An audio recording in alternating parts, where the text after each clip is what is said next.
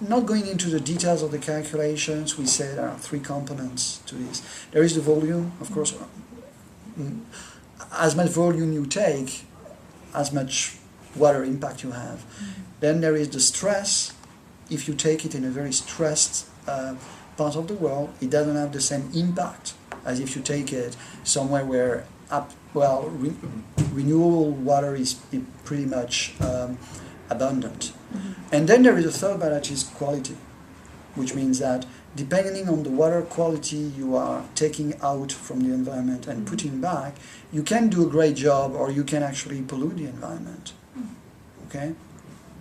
Using very bad water, for instance, to produce drinking water, although you retrieve some water from the environment, but you can actually do a very good and sound action for the environment if after that you treat it and you put it back in the environment in a better state than you withdraw it.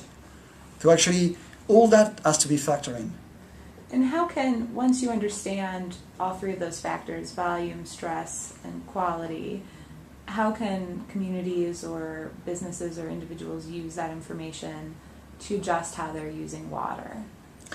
I think there are several ways, and I'm not saying we know all of them right now, but at least there are some we definitely had in mind when we started that.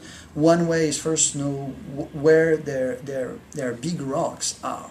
I mean, the idea is that if they want to work on that, to reduce that, their impact, they need to know where to start kicking in. If they start by something that is actually not really significant, they're just going to lose time and resources and not get a lot achieved. Whereas if they can get to the big 80% that represent their water usage, they can probably get there just by saving 10%, achieve something really significant. That's the first thing. The second thing is, with this we want to try and make them understand how they can influence the changes, how they can model that.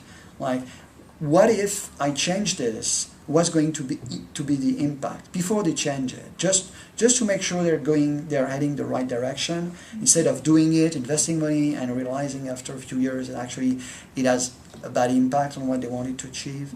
So the idea is really to enable the deciders to have all the different parameters in mind and say, okay, our priority is this one, we know why we're doing it, and this is going to be the impact that we want to do. Right, so this is really about targeting resources and focusing on the things that will actually make a big difference. Yes. Great.